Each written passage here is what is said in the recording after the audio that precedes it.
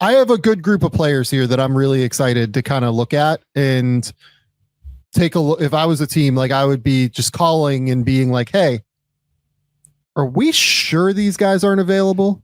Like, just give a call and just be like, hey, we heard Devin Carter got, looked around at the deadline, right? And we'll start with Devin because, I just brought up the name, but, are we sure that Devin Carter's not available? Like, hey, Sacramento, we're going to give you guys a call. Devin Carter, like, hey, we have interest. What would you have? What do you want here? Kind of thing. I think that's what's going to be fun is because I came up with a pretty extensive list, and I'll be honest, probably half of them aren't like names that are going to be crazy exciting. But part of it was I'm just like, okay, I'm going to throw these names at Sam and just be like, here's why I think they might be willing to take the call. Do you agree with that? And Devin Carter's a really interesting one because of what they already have there in that, guard rotation. And that's been a change of front office since he was drafted. Carter was a guy both you and I really liked in that draft. But I think he's a good enough player. Like you mentioned, we've heard his name mentioned that if I was a team that needed a third, a backup guard of some kind, I think I would be calling and finding out, especially, if you really value the defense and think the jumper can be real. So yeah, we'll start with Devin Carter as an example here. So we had rumors earlier this summer that Devin Carter was somewhat available, right? Seemingly that the Kings were willing to listen on Devin Carter at the very least. So Devin Carter is like a 6'2" guard and is a monster athlete. That is like the number one thing first and foremost here. Just an absolutely stupendous, like explosive, powerful, physical athlete who plays really hard, possesses an exceptional combination of explosiveness, lateral fluidity, and functional strength, I would argue as well. Again, like I've watched this dude work out, like he goes hard for like an hour and a half. Like there is no off switch with Devin Carter whatsoever. And those are the kind of guys that I want. Highly competitive, great, like high level work ethic, processes the game super quickly. I think he just has like this incredible reaction time on both ends. It has great length. Like he makes up for the lack of size at 6'2" with a 6'9" wingspan. I think he has a chance to be like one of the truly great defensive guards in the league. By the time he's like 26 or so, 25, 26, really, really blows up actions on or off the ball, battles at the point of attack, uses his quickness and strength to stay in front of opposing players, really crawls into their space and disrupts their handle, gets over screens at an elite level, takes appropriate routes to stay in the play, never stops fighting, has great hand-eye coordination, always, plays hard, great motor to get into recovery as well. In college, blocked more than one shot a game in each of his final 2 seasons at Providence, even though he's 6'2", because he is such a freak show athlete. Really great playmaker. Again, really good hand-eye coordination. I think he's sharp off the ball as well. The question with Devin Carter, I think he can play a little bit at point, but he is more of an off guard, I would argue. Yeah. Is what is the shot going to be? So he dealt with a shoulder injury this year. And when we saw him at Summer League, look, the shot has always been funky.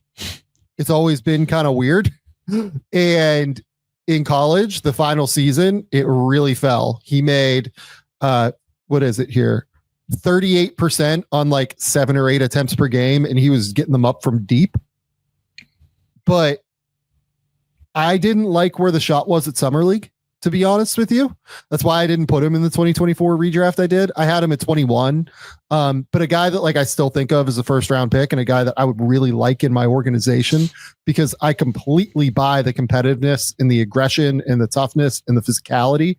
I think Devin Carter's a winner. And if I was one of these organizations like that really value high level perimeter defense and I feel like I can work with the shot, like if I was Detroit right now, and I, potentially needed somebody that could come in and fill a role in the backcourt and could bring a high level defensive character to my organization. And I have Fred Vinson, who I think might be able to work with him on the shot. That would be like a real target for me if I was one of those teams. Yeah, it really comes down to the jumper because I'm with you. I don't think even at his size, he's a guy that you would consider a true on-ball initiator in terms of his ability to like break down a defense and create for teammates at the NBA level. I agree with all of the defensive aspects. One thing I also noticed as I went back through and read notes and all of that was his confidence. I continuously mentioned that he was playing with confidence, and that's not easy to do for a rookie who wasn't shooting well. He was under 30% from the three-point line in his 36 games this year. He only played a total of 400 minutes, but definitely a guy that if you see and look at the Sacramento roster or their rotation whenever the season starts, it's like, man, this guy's not getting playing time. Doesn't seem like they value him. They're going to play these other guys. Yeah, he's worth a call. I mean, I would feel pretty good about him being like the fourth guard on my team. So you have your two starting guards, and then I would want, probably, so like you mentioned Detroit, they start Cade Cunningham and Jaden Ivey. They have Karis LeVert. If Devin Carter is the fourth guy in that rotation that probably gets, nudged out come playoff time, that's a pretty good, interesting spot for him, especially where he doesn't have to, do a lot of the on-ball playmaking duties on that roster. So there's multiple other teams I'm sure people could come up with as well, but Detroit is one that's easy, obviously. I mean, the easiest one is Golden State because there was the idea of him for Kuminga. Yeah. If I was Golden State, like I would love to get Devin Carter. I saw like somebody like aggregated what we said previously on Devin Carter and was like, oh, like maybe this idea where the Kings were going to look at Jonathan Kuminga and, trading Kuminga for Devin Carter. Maybe they dodged a bullet and, the Warriors dodged a bullet. And I was like, that's not what I said, really. I freaking love Devin Carter. And I think Devin Carter is a perfect target for the Golden State Warriors. And I would 100% move Jonathan Kuminga for Devin Carter and stuff like that. That's kind of where my head is at on it. But, I think Devin Carter is the exact kind of player that like works for Golden State a lot of the time because they have like a really structured system and they could play him like next to Steph and Jimmy and those guys. And I think would really make it work. Yeah, no, I mean, I think the way he plays would fit there. So that one makes sense. I was trying to look through, I assume there's no mechanism to make it happen. Milwaukee could use a guy like this. I just don't know how, I don't know how they get there, right? Assets wise and all of that. But I guess if Sacramento just wasn't overly interested. I mean, Bryce, I've got the idea. Let's go. Kings fans are not going to like it, but hopefully this new front office isn't as interested in Kyle Kuzma. I was going to say it's got to be Kuzma, right? Front office was, yeah. But yeah, no, I mean that's the mechanism. It would be Kuzma. So yeah, look. A lot of what I said is based off of the college scouting report of Devin Carter as well. Like, yeah. I'm just kind of throwing out what we saw last year because it's hard when you have an abbreviated rookie season coming off of a massive shoulder injury. I just think it's like almost worth throwing away entirely and then kind of, moving it forward from there. Yeah.